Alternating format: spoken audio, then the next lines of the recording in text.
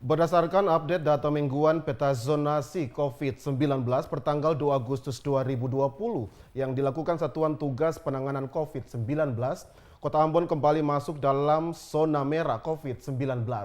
Kota Ambon menjadi satu dari 13 daerah yang berubah dari zona oranye ke zona merah penyebaran COVID-19 di Indonesia. Adalah Hulu Sungai Tengah, dari Maluku adalah Kota Ambon. Juru bicara Satgas Penanganan COVID-19 Wiku Adhisa Smita melalui keterangan pers Kamis kemarin menyebutkan, berdasarkan laporan dan hasil analisa yang dilakukan untuk data per tanggal 2 Agustus, terjadi perubahan zona dari beberapa daerah.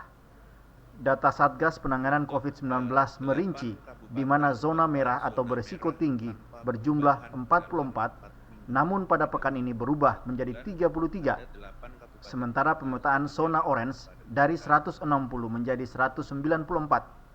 Kota Ambon menjadi satu dari 13 daerah yang berubah dari zona orange ke zona merah penyebaran COVID-19 di Indonesia. Berikut kami ingin menyampaikan tentang perubahan 13 kabupaten kota zona oranye menjadi zona merah atau dari risiko sedang menjadi risiko tinggi. Ini kami juga perlu memberikan perhatian. Pertama dari Bali adalah Karangasem. Yang kedua dari Gorontalo, yaitu Gorontalo Utara, dan Pahuwato.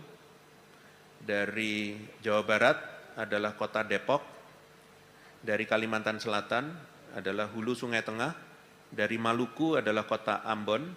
Dari Papua adalah Mimika. Dari Sulawesi Selatan yaitu Goa. Dari Sulawesi Utara adalah Minahasa dan Minahasa Selatan.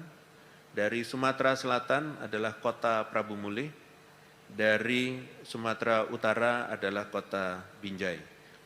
Kami mohon pada pemerintah daerah, Bupati Wali Kota untuk betul-betul bisa meningkatkan penanganan COVID-19 ini agar wilayah masing-masing status zonasinya bisa membaik ke depannya. Mari kita bekerja sama, semoga kondisinya bisa membaik. Wiku Adhisa Smita mengatakan setiap daerah baik dari pemerintah maupun masyarakatnya diminta untuk bisa bahu-membahu dalam upaya melindungi daerahnya masing-masing. Perpindahan zonasi khususnya untuk zonasi orange ke zonasi merah kiranya menjadi perhatian bagi seluruh lapisan masyarakat agar lebih meningkatkan kewaspadaan akan bahaya COVID-19. Minggus Noya melaporkan.